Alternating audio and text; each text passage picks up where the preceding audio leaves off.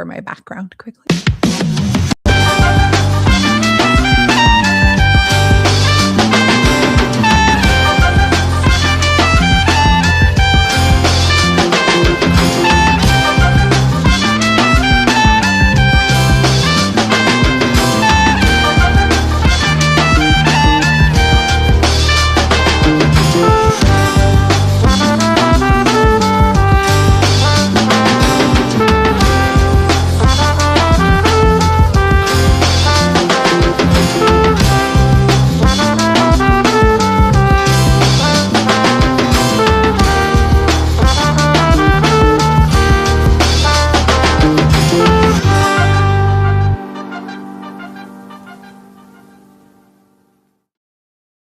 Good morning, friends. Welcome to Going On Daily Live. My name is Becky, and I am here with Miss Laura. Good morning. Good morning. How are you doing?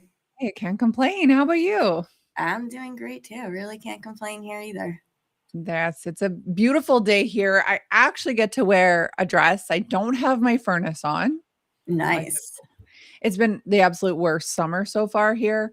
I've literally had my furnace on almost every single day up until probably the last week. So actually, not my husband had the furnace on and then it got hot and then he turned the air on in the same day. So we had 100 degrees here and everyone lost power in my town. It was horrible. I am so lucky I have power, but half my town didn't have power, and then everyone was complaining, and I felt bad. A lot of my friends actually didn't have power, but well, I mean, that's not awesome either.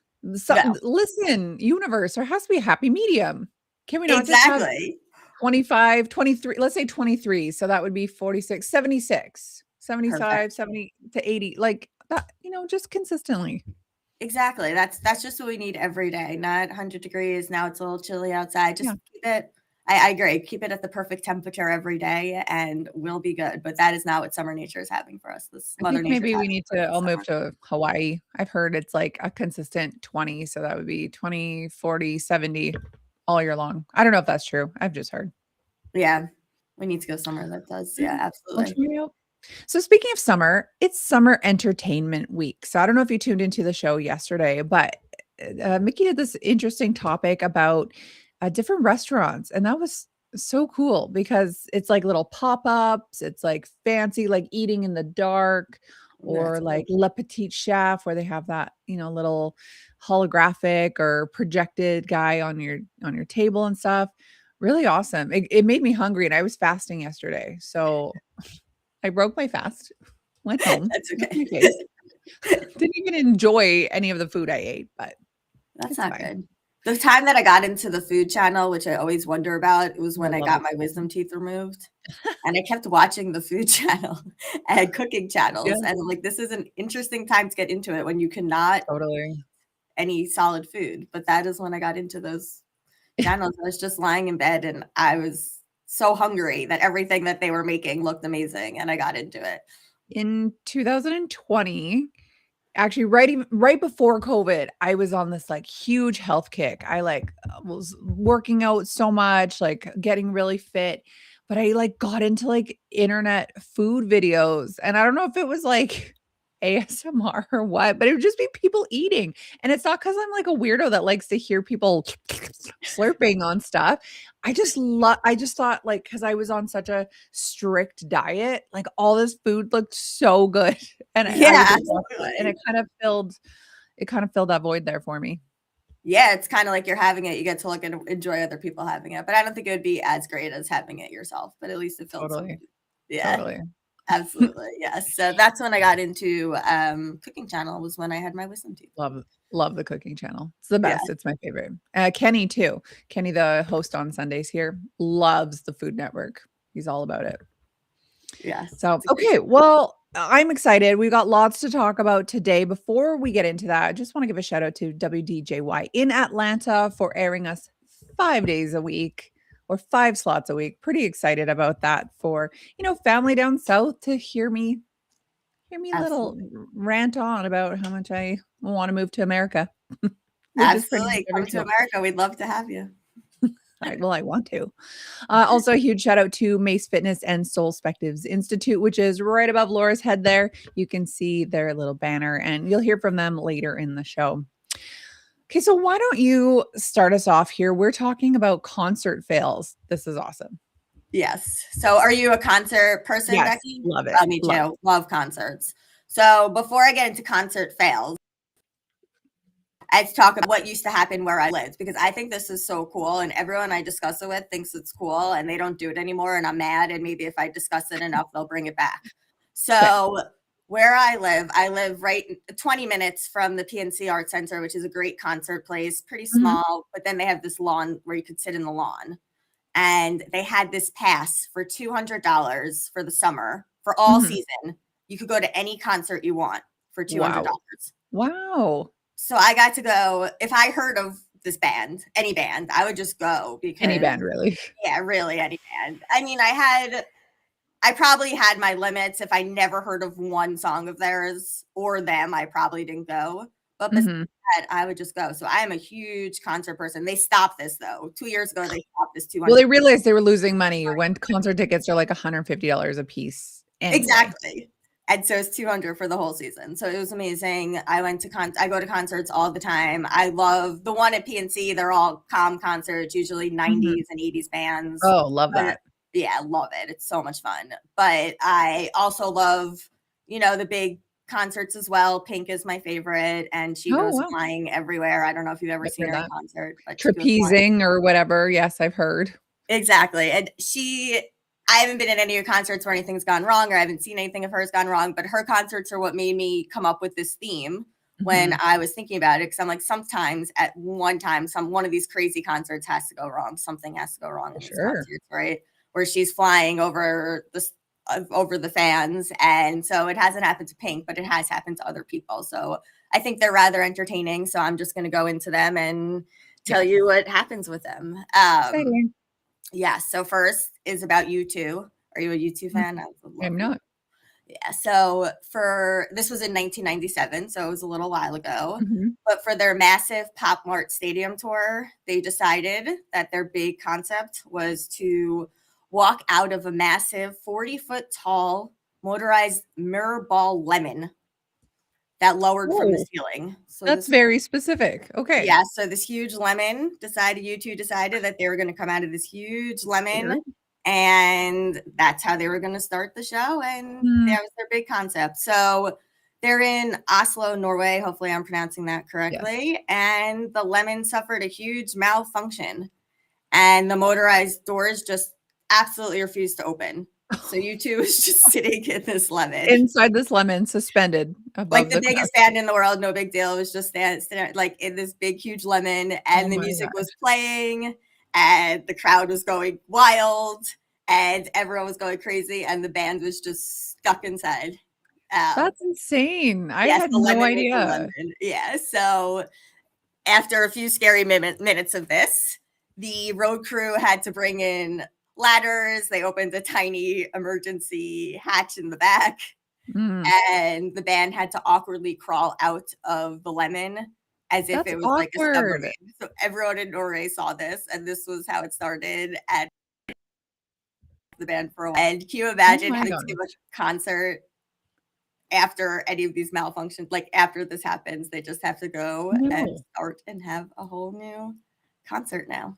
What a weird, I just don't even understand the thought process behind this. They're like, we want a lemon and make it sparkly, and we want to climb out of it. Like it's I know, it's like all these amazing ideas that are going bad. Yes. The next one is about another crazy idea that also went bad, but it's about Katy Perry.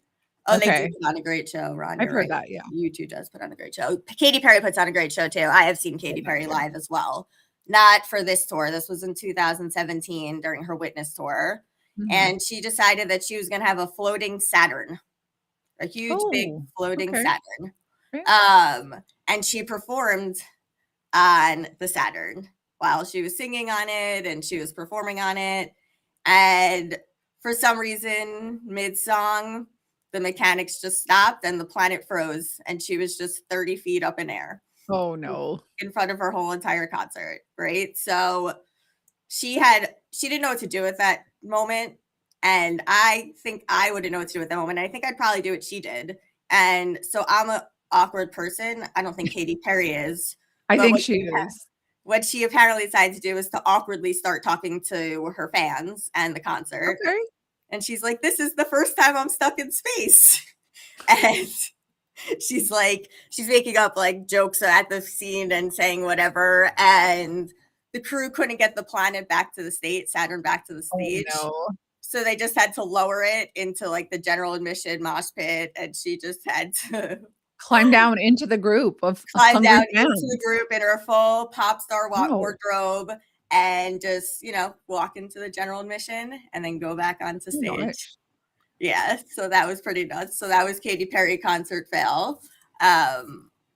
This isn't anything that happened with Pitbull's crazy ideas or anything like that. But the next one is when the internet had Pitbull go to a very random place. So Walmart and Sheetz Energy strips ran a promotion, and they said it was on Facebook, and they said whichever Walmart got the most amount of likes, Pitbull will go perform for them.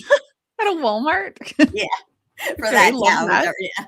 So I guess it must not have been that big of a contest. And internet hackers realized that they could make Kodiak, Alaska win, which is a tiny town in an island in Alaska that has 6,000 people. Oh my God. And so it was a very, very close landslide, apparently. Didn't win. And Pitbull did not back down. This was in 2012. He actually flew out to Alaska. Did it? Yes, okay. He did it. All right, Pitbull. It was freezing, apparently. He wore a winter parka. The mayor, can you imagine how excited this mayor must be? But the mayor gave him key to the city, like 6,000 people. Pitbull is coming. How cool is that? That is, I'm looking it up on a map. It is literally an island way out there in the North Pacific. Yep. That's so he was there, and he went there, and he performed for the locals, and I think that's pretty impressive. And did he perform inside of Walmart, or I think it was out. I don't think it was inside Walmart. That would be cool though. And probably all 6,000 locals might be able to fit into a Walmart. Who knows? But that's so awesome. Yeah, so that was that. And then one other one that was funny was a COVID concert. I don't know if you heard of this, but Flaming Lips. I don't know if you've heard of them. Yeah, I know them. Their lead person always walked around before COVID, had this cool concept of like a giant clear inflatable plastic space bubble that he would walk around in. So he decides that it's COVID. So, it's COVID, and they're trying to figure out how they could put on concerts. And obviously they're trying to be creative in their hometown of Oklahoma City. And they decide that everyone could be in a bubble like this. So they put everyone in a big, giant bubble like this for their concert. And they had 100 bubbles. And I think people, if you were from the same family, you might be able to go in the same bubble. But there was 100 bubbles. They blew them up. They were zipped shut and filled with oxygen. And you knew it was a concert fail because for two reasons. One, it only lasted an hour that people could be comfortable like this. And they had to have leaf blowers blow air on them to make them more comfortable. And if you had to go to the bathroom, they had to roll you to the exit and then unzip. Oh my gosh. But this was 2020 and people were creative about concerts, and Flaming Lips was very creative, but this seems like a concert fail to me. And a lot of these big concert fails, but they seem fun to be at the same time. Ron with his little quips went down in flames. And then when Fireball came on, he said, or when Pitbull, he said, probably drank a lot of Fireball. Exactly. Yes. That's pretty good. Absolutely. Yes. Yeah, I like those. I was at a concert in November. It was Papa Roach. And I think it was their opening act, but all of a sudden they were having a hard time and they couldn't, none of the microphones would work, which is a pretty big deal for a concert. There was 3 acts in that concert. And I think it was the first one that was having issues. And we're like, oh man, this is going to be a long night. And They were great. They just worked through it, had some guy frantic. We were right near the side of the stage, so you could see this guy frantically working on the sound system. But then he got it, and it was like, to be honest, it was scratchy. It was a lot of like crackling in and out, but it was good. They made it work. Good, that's But great, yeah. that could have been bad. That could have been bad. What do you do? Exactly, Send yeah. everyone home? They just spent all this money. They're there. But yeah. Okay, that was awesome. I'm going to let everybody know before we get into our next topics here where they can find us on our social media. Watch us live at YouTube, Rumble, and Twitch at Rhode Island Broadcasting, X and Twitter at Broadcasting RI, Facebook at Going On Daily Morning Show. Listen to us on all of our audio platforms such as Spotify, Red Circle, TuneIn, iHeartRadio, and Amazon Music at RI Broadcasting. You can also follow us on all of our socials at MeWe, TikTok, LinkedIn, Blue Sky, Gab, Parler, and Space at RI Broadcasting, and Reddit at RI-Broadcasting, and support the show on RhodeIslandBroadcasting.net. We thank you for listening, following, and watching. All right. So if you want to find us on our socials, we've got about 1 million of them. So you'll find us on at least one of them. If you're on social, we're probably on it. If you're on social, we have a profile for sure. Exactly. Okay, we also have this monthly Hall of Fame that goes on. You can scan the QR code, or you can just go to our website at RhodeIslandBroadcasting.net and find it and vote. So this month, it's like 80s, 70s power actresses: Jane Fonda, Meryl Streep, Shelley Duvall, Sissy Spacek, and Diane Keaton. Who did you vote for, or have you yet? Me, Meryl Streep. I'm obsessed. I mean, yeah, that makes sense. Meryl Streep's a great actress, and I feel like that's kind of a given. I like Diane Keaton. Liked, past tense. I think she was a really great actress. Shelley Duvall, I could take or leave. That's the girl from The Shining, right? Yeah. And I don't think I like that girl. Sissy Spacek, I could take or leave. I've seen her in like 2 things. But yeah, Diane Keaton and Meryl Streep, I think, are definitely going to take it. It looks like they're already in the lead at 29%. Shelley Duvall at 25%. I am shocked by this. This is Ron voting constantly because he probably loves The Shining. He's not saying anything, so it's probably true. He says no. Wow. There are people who are fans. And then apparently nobody likes Jane Fonda. So No. That's okay. I'm not even sure who that one is. Like, I know the name. I just can't put a face. Who's the one with like the red hair with the mushroom cut in the 80s or 90s? That might have been her daughter. Anyway. Yeah, I think that. Yeah. Anyway, for Diane Keaton. All right. Yeah. Yeah. So did I. Interesting. Okay. So I've got a little health topic for you today. I like to do little segments about health now and then. So this one today is legs and brain. It's the only way I could make a little title for it without it giving it away. Did you know that there is a legs and brain connection? Not really. I did not know that so much. Yeah. And fun fact, there's also a spine and gut connection. I talk about this with my clients a lot. But anyway, there's a leg brain connection, and it's this like fascinating area of research that really nobody talks about, or not even a lot of people know about, but it's been getting a lot of research done by the King's College London and then some collaborators with them. This research actually suggests that your legs do more than just move you. They send important biological signals that help keep your brain healthy. Isn't that cool? That is cool.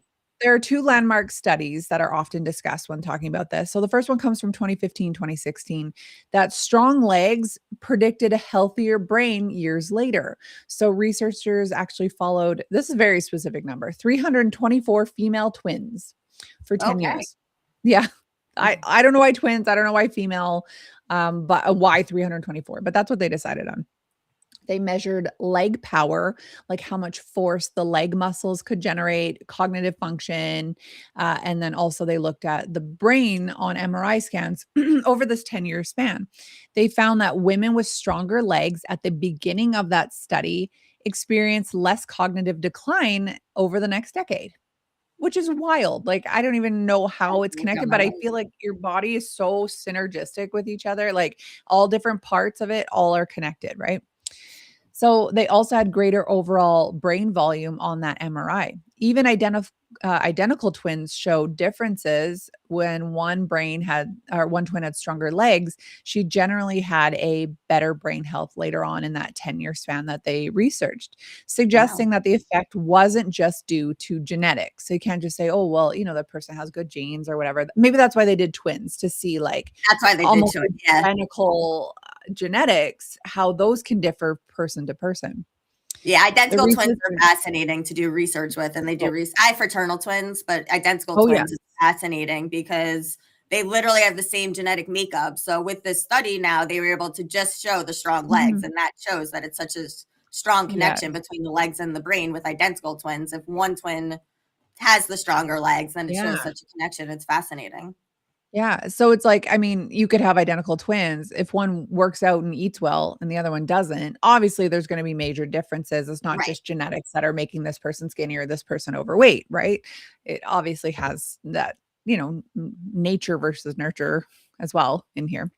But anyway, the researchers concluded that leg power was actually a better predictor of future cognitive aging than self-reported exercise levels. And that actually Oh, comes from PubMed. So that's pretty exciting. wow. Another study from 2018 showed that weight-bearing exercises appear to signal the brain. So the second study was actually published in mice. Now this is I always hate when they test on animals. Like I get it, like it's better than on humans, but like it still makes me really sad. But Okay. they found something very intriguing with these mice. Researchers would prevent mice from using their hind legs, again, terrible, while still allowing them to eat and move their front limbs. And they observed that roughly 70% reduction in neural stem cells that normally develop into healthy neurons in these mice. So changes in genetics involved in the nervous system function, basically because these little mice, their hind legs weren't able to move anymore. They could still go Aw. forward, they could still eat, but they couldn't move their back legs. So altered cellular metabolism and oxygen sensing. So, researchers propose that using large muscles of the legs during weight bearing activities send signals back to the brain that are important for maintaining the nervous system. So, in other words, your brain signals your legs, of course. Obviously, you need a brain to move your legs, but also the legs signal the brain, which is kind of a Hmm. less obvious. So, they kind of work, like teeter totter here. This is like a two-way communication system between the two. But how might the legs influence the brain? Sorry, I don't know why I'm coughing so much today. Scientists think there's several mechanisms involved. Leg muscles release hormone-like proteins during exercise that travel through the bloodstream and affect the brain.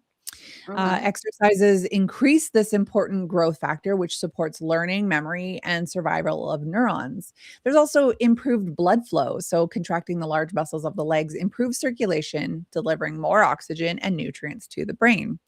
And of course, regular exercise lowers chronic inflammation, which is associated with cognitive decline. Yep. Really. And then finally, like better glucose regulation, where healthy metabolism helps provide the brain with a steady energy supply.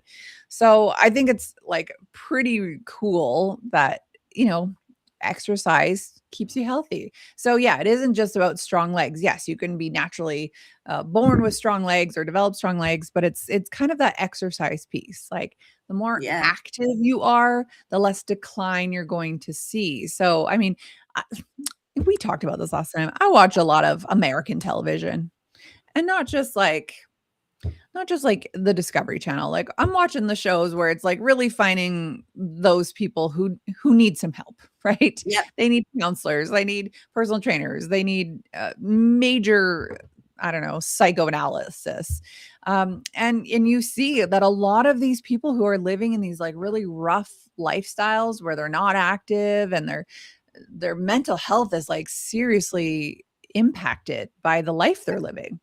Absolutely. Well, I mean, I see it even sometimes with myself. I mean, if you're working out, you do feel better sometimes Well, you yourself. do. And I Yeah. feel as though it's fascinating though with the legs and the brain. And I loved hearing this research. I am a health nut and I love hearing research. So thank you for sharing it. And I'm always curious though. So I take a lot of research and then I'm like, Mhm. okay, so what do I do with this research? Work out my legs more often, obviously, figure that out. Right. Squat, And squat, what? squat, squat. Squats. Got to do more squats, I guess. Do more. It seems like we should do more intentional leg workouts. Yeah. When we're working out, and I need to work on that. So thank you. I appreciate that. I would do anything to keep my brain going strong. Have some genes there with dementia, so happy to work on my brain as much as possible. I am pretty in shape, but I do not work out my legs specifically working out. So now I know that I should do those machines. Focus on some legs, right? I mean, I think any exercise is good exercise, but this study also found this creation of neurogenesis in the brain, where it appears that exercise is actually stimulating the production of new neurons, especially in the hippocampus of the brain, which is critical for memory. So I don't know. I think it's very, very cool. So don't skip leg day is kind of I will not skip leg day. Long and short of this. Absolutely. Nobody should skip leg day. And I think I do, and I'm sure many people listening to this need to focus more on having a leg day, not skipping a leg day, making a leg day to have a leg day. But it is a very good and an arm day. I do general workouts, but I need to do more for sure leg workouts now. You know what? Here's the thing too. Walking. Sorry, I forgot the word. Walking is an insanely underrated exercise. You don't need to go jogging. Yeah, people might enjoy it. Like for women, like once you hit 40, that cardio, like it's okay, but it's like spiking cortisol. If anything, like go for a good walk, a good long walk in nature. Put some resistance, like have a heavy backpack, bring your pet, whatever. It is so good for you, and it builds strong legs. It really does. Excellent. That's great advice. So start with the walk and then go from there. But I love that advice. Thank you. Yeah. And if you're looking for help with exercise, maybe you should check out Mace Fitness. Here are a word from our sponsors. Looking for a fitness app that actually fits in your life, not the other way around? The Mace Fitness app is your personal fitness coach in your pocket. That's M-A-S-E. Mace Fitness app makes fitness simple and affordable. The build your own workout option allows you to choose the exercises, the focus area, and the pace that works best for you. This app feature is only $9 a month. You'll get over 630 guided exercise videos, build your own workout tools, strength, mobility, balance, and flexibility training, easy to follow instructions, fitness anytime, anywhere. Mace Fitness, just $9 a month. Sometimes you can feel lost in the forest of your mind, caught up in mistakes you can't change, looking ahead, uncertain what comes next, questioning if things will ever get easier, and if you've missed your chance. But the fact is that every moment is a new chance to change and choose a new direction. The fastest way to stop the pain and gain the new insight needed is through guidance from someone who has walked the path before you that can teach you to find your own answers from within. If any of this sounds familiar and you're looking for a way through from where you are to where you long to be, then let's connect. Check out soulspectivesinstitute.com today and book your discovery call, and we can see where we can go from there. Awesome. Exercise your brain as well as your legs. So check out and Soul Spectives Institute. Okay, you've got a very cool topic. I'm very excited about this. Worst reality TV ideas. I'm excited to know if this is like legitimate things or if this is just some ideas that you've got. So they're so bad that they seem like they should be ideas, but they actually did go to production. Is what I'm doing. So I am embarrassed to say that I happen to be a very big reality TV fan. I love it. I love it all. But I love it. Yeah. Yeah. My first show on here, Ron was talking about the Kardashians, and I was like, I love the Kardashians. And I don't go that far. So I love all reality TV shows, and I have seen many bad ones, but I decided to go with some of the worst ones that I think were ever invented, and we could discuss why we think they're the worst invented. Cool. So the first one is called bridalplasty, which cannot be good. That sounds pretty awesome. That was 2010. So 12 engaged women are locked at a house, and they make them compete in like wedding themed challenges every week. And the grand prize is that they get a dream wedding and a complete makeover for their wedding. Including plastic surgery. Including any plastic surgery that they want. Love that. I don't dislike that at all. I think that's awesome. I think, yeah, absolutely. Listen, I always say, like, if plastic surgery is going to make you happy, go for it. Like, if this is going to make you happy, totally go for it. It's just funny because and also every week they were nice enough that if you won the week challenge, what plastic surgery you wanted. So there was a scene where a woman won a tummy tuck, and she was acting like she won the lottery, and all the girls were screaming. She's like, I won a tummy tuck, and they're all like, woohoo, and as if she won the lottery. And then at the finale, the woman who won, the bride, unveiled a whole new face and body to her groom at the altar, the one who won it. Okay, so like okay, it takes some time to recover from plastic surgery. Yeah. Right. So like how long was she away from her partner in the end before the wedding? Like, do they just keep her gone for like 6 weeks? Even that, like, I'm thinking if you get a nose job, like the amount of bruising and stuff that they get all over their face, the swelling, like, is that even enough time? Can you imagine? And can you imagine being the groom and saying like, okay, I haven't seen my bride. And now that you're saying this point, which is an amazing point. Yeah. I haven't seen my bride in a couple of months, probably. She's like this, like, and I have no idea what she's going to look like. Exactly. Oh my God. I doubt they did like facelifts because that's like so many thousands of dollars. They probably kept it to like lipo, tummy tuck, boob job, lip, maybe a nose job. But still, like that's pretty intense. Exactly. So that was an idea for a reality TV show, like, and I cannot imagine being on it. What? Hopefully the groom liked what he saw. I know, right? So that was just, hopefully it went well and they are good. And the next one I want to talk about is just really mean on the producer side. And as a lawyer, I feel like this is semi-illegal, but I'll have to look into the legalities of this. But I didn't want to bore everyone with legal stuff. So I'm talking about the more fun aspect of it. And the next one was called I Want to Marry Harry. And 12 American women were flown to a huge estate in England to compete for the heart of a bachelor that they were told were Prince Harry. Oh, no. Yeah. It wasn't. The insanity was the bachelor was not Harry. Right. It was a random British dude who dyed his hair red, which we all appreciate. His name was Matthew Hicks. And the thing that seems illegal to me, and I am not sure, is the producers went through like a lot of hoops to do this. Like they had fake paparazzi out to pretend that it was Harry. They hired fake bodyguards to pretend this is Harry. They flew them on helicopters to pretend. It looks a lot like him. Yeah. Like it actually kind of looks like William and Harry had a baby. It does. But like, I guess these American bad looking dude.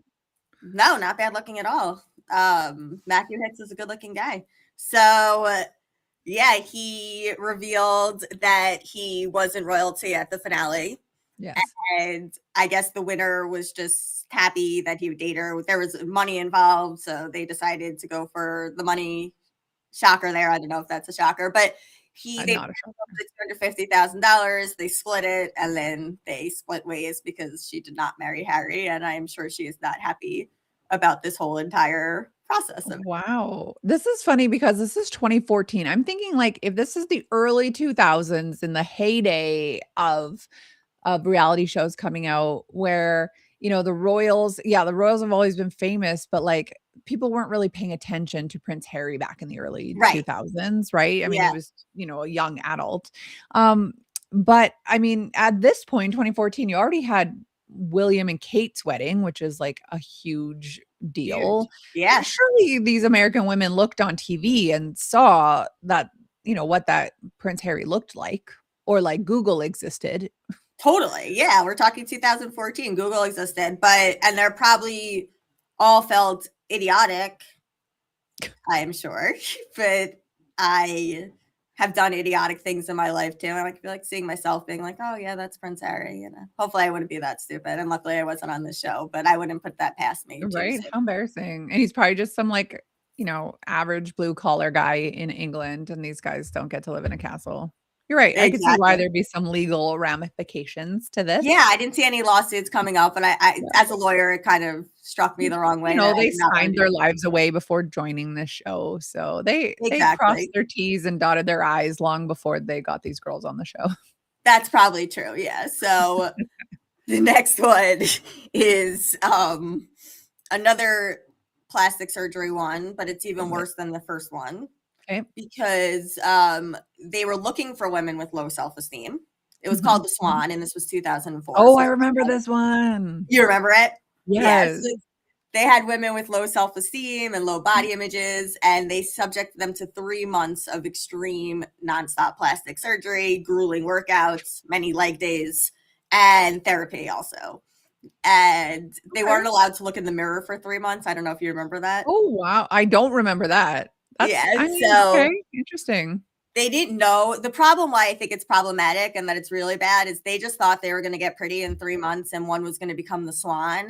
They didn't realize that they had to completely compete to become the Swan. So they didn't tell them that part of it. They just said they were coming to do this to look beautiful. But it kind of feels like everyone's a winner in that one. Yeah, so one is the winner. So every week they had 2 of them compete and they sent one home.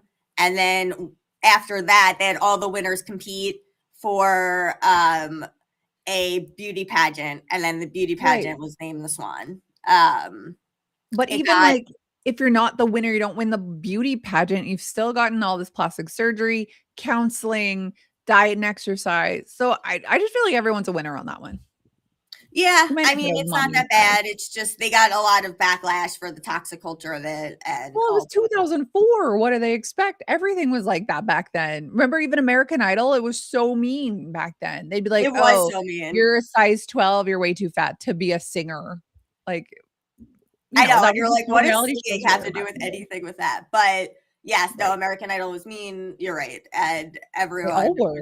Every reality show was mean, and that was like what got them ratings, and that was the early 2000s. I remember this one when I was a kid actually it was 2004. It was like right when I was graduating. I remember watching, and it was WB Superstar, and they would pretend that these people were really good singers. They thought it was like another American Idol, but they would pick all the really awful singers. And these people were bad, like real bad. And then they would tell them like, oh, how great they were. And then when they revealed it, they were so mean, telling them that they're like the worst singers they've ever heard in their entire lives. And like they were horrible to them, but it was so funny. So we watched That's me though. I have the worst voice in the world. But you wouldn't audition for a reality show because you can't sing. Well, it was kind of in my head. Remember when American Idol, when it started, they would have really bad people in the auditions. Yes. And my friends were like, Laura, you're that bad that you would be on TV because you're so bad. So you should audition because you're that bad. And no, I didn't try out, but I thought about it really hard because I'm that bad. I would have been I would not want all of North America to know how bad I was. That takes some boldness. Yeah, I think the world might need to know how bad you possibly could be to feel better about themselves. That's because it would make elves in their voice if they heard my voice. That's how bad it is. And I dance like Elaine from Seinfeld. So Lena, we're talking about the Swan right now. Actually, we did not talk about Kid Nation. Yeah, we're talking about the Swan now. So yeah, so I thought about trying out for American Idol. I did not, but I was the worst. I have the worst, such a bad voice and so tone deaf that I cannot tell if people are good or bad on American Idol. So my friend used to like to watch with me and be like, Laura, do you think they're good or bad? And I literally would not know. It would be the worst people in the world. And I'm like, I'm not really sure. Yeah, because I'm not tone deaf. So well, I'm glad you didn't try out because you would have been a meme for years. And I'm really happy that you're not. I know, but then you could be like, I'm friends with the meme. Well, I guess so. But if it's a meme for making fun of me, like I always think about this, like if I'm in public and I like, like let's say one day there was a fight because fights break out in public, whatever. If I'm at it, like I have to look really good because someone's going to take a video of me and they're going to post on the internet calling me a Karen. So like, I got to like look my best at all times. And I think about this quite often. I don't know why. It's not like I've ever been in a fight in 40 years, but like. You don't know. I know, but you got to make sure you look good just in case, you know. Yeah. Good morning, Danny. Danny's here too. Good morning, Danny. All right. So one more that is just horrible. I have a few more, but I'll just go with one more because we're running out of time. But Yes. MILF Manor. Did you hear about this? This was only a few years No, ago. MILF Manor. But the name is MILF Manor, so I had to talk about it. But Love it's it. so disturbing. As you can imagine, these MILFs think that they are going to an island to be with much younger guys, and that all sounds good. You know, some moms like that, and that's their style, and some, you know, younger guys like older women, and that's their style, and we have no judgment. The problem that happened is when they got there, the moms realized that the younger guys were all their sons. So the moms and sons saw each other dating, and the moms were with the moms while they were dating their sons. And this just seems like so it's all their sons. They're just like interdating them. Oh, so they're watching from like the balcony, and they're watching their mom on a date with a son, with a kid probably their age, and it just sounds like so yucky that is not one. The other ones maybe I'd watch, but this I have absolutely no like interest. This one I would watch. This one is some good wholesome comedy. I would for sure be into that. I'm trying to think. There was this other one when I was young, and it was like, oh god, like Hot or Not or something like that. And these people would come out and they would literally just stand there, and these judges would be like, ew, your thighs don't touch, or their thighs do touch, get out of here, whatever. Whoa. Like they were so mean. But again, early 2000s culture. Yeah, exactly. Well, these are awesome. This makes me want to go back and watch a bunch of reality shows. I love reality. I watch a lot of cooking shows, and even those in the early days were mean, and now they're like really nice because they realize like we don't have to be mean to chefs. They're just trying to do their best. They're just trying to cook. I know they were mean to chefs in some of them. You're right. They were, but why? I don't understand. Ron says he'll stick to Survivor. That's one I can't get into, but you know, some of these like more juicy ones I like. Yeah, and the one that was talked about for being odd, which is one of my favorite, I'll just say briefly because I think everyone should watch it, is Holy Moly. Have you heard of this? No. It's so fun. It's like a mix of mini golf, and then you have to do these dramatic, like wipeout type adventures. Oh. Yeah, so they like fall into pools, and it's like these professional men and women, and they, you know, do their great job at putting the golf ball, and then they have to like run into a pool, and like the windmill is flapping them into a pool. It's really fun to watch. Oh, it sounds like Wipeout kind of. Yeah, my kids love it too. Awesome. So sounds awesome. Yeah, it does sound like fun. Lena makes a good point. Sounds like Tyra Banks. So true. Like I loved America's Next Top Model when I was a kid. I was always like, yeah, I could get skinnier. I could be skinnier. I could chop off my hair. And then you look back, like what a toxic culture that was back then. Apparently Tyra was so mean to these girls. I know. Plus size models when they're like a size 8, size 6, like just wild. Like no wonder millennials. We got some stuff going on. We're all in therapy. It's okay. We're all in therapy. It's fine. It's fine. Oh, wow. Okay. Well, I love that. I wish there was a TV station dedicated to just old reality TV shows. Maybe there is. Maybe in the States there is. But if not, someone make it because I want to watch it. Exactly. Me too. Okay. Well, let's go from that. And let's learn about some people who really could use the help. And these are the kids in Uganda. So take a look at our fundraiser. Here at Rhode Island Broadcasting and Going On Daily, we're proud to announce that we are collecting donations for our Uganda Fund. My name is Becky, and I've been one of the hosts here at Going On Daily since day one. And earlier this year, I was blessed with the opportunity to travel to Uganda, and it was honestly one of the most life-changing experiences. I met people who completely changed the way I see the world. I met families who had endured unimaginable tragedies, including these two families who lost young children to a witch doctor. I met children who hadn't eaten in days. We even saw 11 children share a single apple because it's all we had left to give them. I met children who fled war in neighboring countries only to find themselves homeless and living on the streets. I saw heartbreak, poverty, and desperation. But what I also saw was joy, the happiness that a single piece of candy, a bracelet, or a small act of kindness could bring was enough to bring tears to my eyes. These are people who have so little, and yet they have more gratitude and joy than many of us could even imagine. We know that there are people who need help in our own communities, and we continue to support local initiatives whenever we can. But this year, our hearts are with Uganda. In partnership with Love Made a Way, 100% of every donation will go directly to initiatives in Uganda. No hidden fees, no deductions. Every dollar goes to help providing food, clean water, education, medical care, safe buildings, sanitation improvements, schools, vocational training, and hope. $1 is worth roughly 3,700 Ugandan shillings, so even a small donation can make a meaningful impact. Maybe it's giving up your Starbucks or your Timmy's today. Whatever you feel led to give, please know that it will help change lives.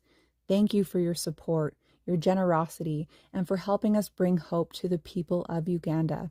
Visit www.RhodeIslandBroadcasting.net/Uganda-donations to help out.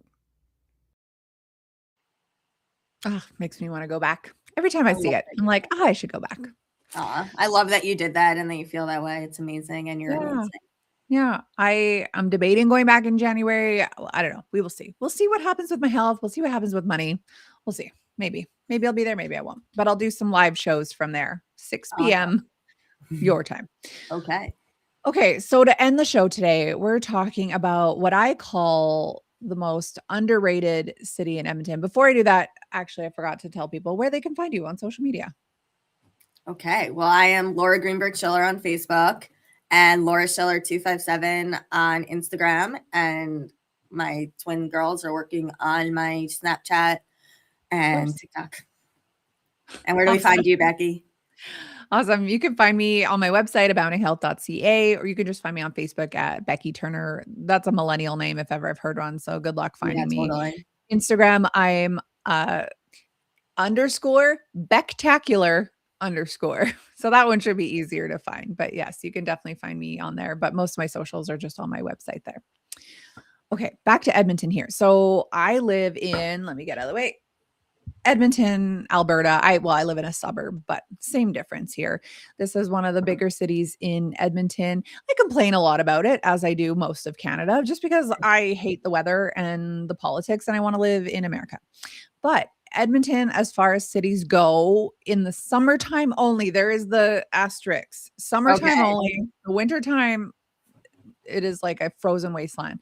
But in the summertime, it's actually pretty awesome. In fact, I think it's probably one of the most underrated summer cities in Canada. ChatGPT calls it North America, but I say in Canada. So, we're known for our oil. We have a lot of like industry, blue collar kind of work here, a lot of farmland around. But it's actually a pretty awesome place when you like dive into what we have going on.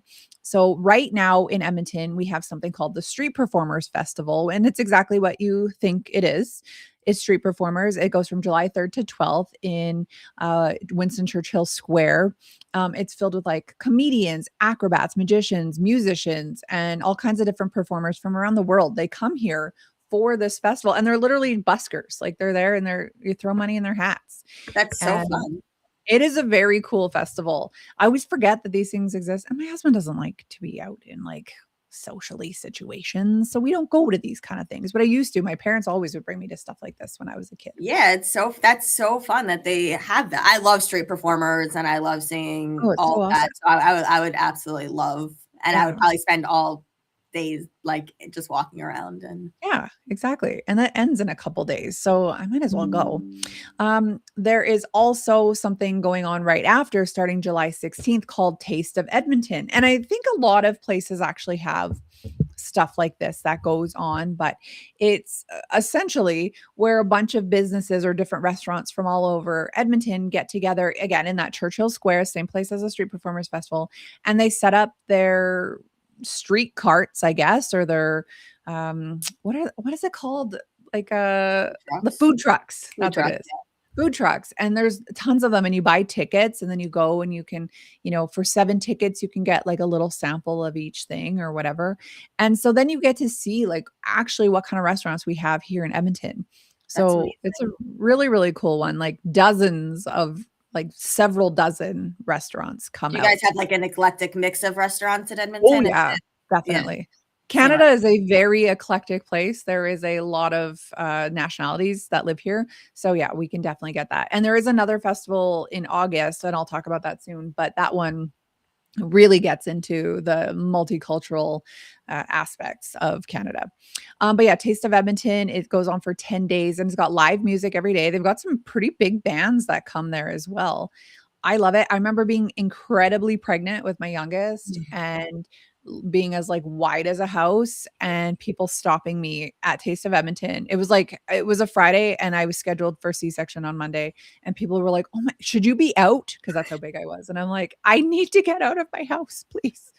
Well, when you're pregnant with twins, you get that even when you're like 6 months pregnant. So I'd be 6 months pregnant and people are like, "Are you allowed to be out?" I'm like, "I hope so, because I have like 3 more months, so I hope so." I mean, then I got put in bed rest, but it was just when you're pregnant with twins, you just look so huge and ready to go right away. That I can imagine. I just got asked if I was pregnant with twins all the time, and I'm like, "No, I'm just large." Thank you for noticing. People are rude though when you're pregnant. People have what to say about every pregnancy, no matter what. When I was pregnant with twin girls, someone stopped me and they're like, "I know it. You're definitely having a boy." And I'm like, "Why?" They're like, "Because you're so big." I'm like, "Close. I'm having 2 girls." Yeah, thanks. Yeah, right? And I'm having 2 girls, but thank you. Weird. Someone was like triplets, right? And I was like, just one, but thank you. Thank you for noticing. People. Anyways, we have something called K Days. It used to be called Klondike Days, and then it was called Capital X, and now it's called K Days. And K Days is nothing compared to Stampede in Calgary, which is on right now. It's like the smaller scale, but it's like an exhibition, basically. It's, all the rides, the Midway, they're all known for their like fancy food there that you can get from these different kiosks. And it has all kinds of concerts. We usually get some pretty big names. I think the biggest name I saw at K Days was like Weird Al. Saw Weird Al once. Pretty awesome. Yeah, but that one's pretty fun. And then in August, this is my favorite, and I have not been in years because it's on both my kids' birthdays, but the Edmonton Heritage Festival. So it's actually one of the world's largest multicultural festivals with food, music, dance, exhibits representing dozens of cultures from around the globe.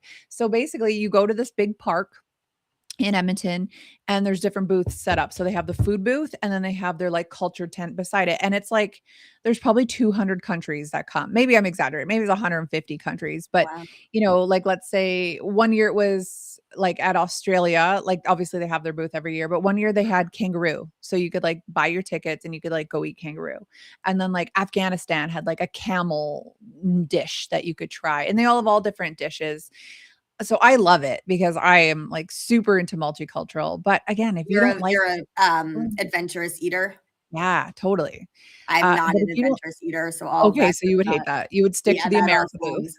But I would love to go to the festivals. These sound amazing, and that one sounds amazing in particular. But I would not be eating kangaroo or camel. I've eaten camel before, not at Heritage Days because they sell out really fast of these like crazy dishes. They sell out, but I've had camel burgers. It's fine. It tastes like, I don't know what it tastes like, but just basically like beef, I guess. Maybe like a little leaner. And it's fine. And yes, Ron, you can eat camel. It's an animal, so you can eat it for sure. People eat horse. I don't, but like people around the world eat horse, and you would think that would not be a very good thing to eat. Well, when I was in China, they eat dogs, so. Okay, that I draw the line at that. Absolutely. Yeah, that was the line. Not that I eat adventurous either, but that is a line that should not happen. Yeah, exactly. But yeah, Heritage Days is very cool, especially when they put on like traditional dance. They're all dressed in like traditional garb. You can buy things from their culture as well. And so there was an Israel tent, and I'm saying this because I believe you're Jewish, correct? Correct, yes. With the name like Greenberg, right? Yeah. And I'd always joke with my brother because I'm a mean younger sister, but when he started to go bald, he would have like just a little bit of thinning right here. And I told him, you should be Jewish and wear a yarmulke, and then no one would know. And so we were at the Israel tent, and they had like all these baseball team logos on all these yarmulkes, and he's a baseball player. And I was like, this is perfect for you. I'm like, let's get you a Blue Jays one. He didn't think that was funny. I thought it was pretty hilarious. That's amazing. Yeah, I mean, we're not that Jewish, to be honest, but we don't wear yarmulkes or anything like that. But it is good for balding men to have that option, and it fits perfectly. You're right. Like, you're a genius because it fits perfectly right on the bad spot. Yeah. Yeah. The one for women, which I don't wear, it's like a when you go to Temple, it's like a little thing. It doesn't help with balding. It's just a little lace thing. Oh, So that doesn't help women, but the men, it does help them. Yes, absolutely. yeah, I like it. And you can get them all fancy, whatever. Okay, I'll tell you about a couple more here. There's the Edmonton Folk Music Festival. So again, all these like folk musicians, if you are into concerts, which you are, it's like a weekend of folk music, which is pretty cool. We have the Edmonton Fringe Festival, which I always thought was similar to the street performers, but it's a lot of like theatrical performances as well. We have a ton of like local theaters where people put on plays and, one act plays, buskers, patios, street entertainment, which is pretty awesome. And then they have the Kerry West Festival, which is a Caribbean festival with like parades, music, dancing, all kinds of great food. So this is like just in a 2-month span here. We have tons and tons and tons. Like, not to mention in Edmonton, there's like 160 kilometers. So that's probably like 100 miles of river valley for trails like biking and hiking. That's behind me here. In this river valley. And surprisingly a really good food scene lately. If you're a foodie like me, like Edmonton's actually got some decent food, a lot of award-winning restaurants, a lot of local breweries. Canadians love to drink, so we definitely have that.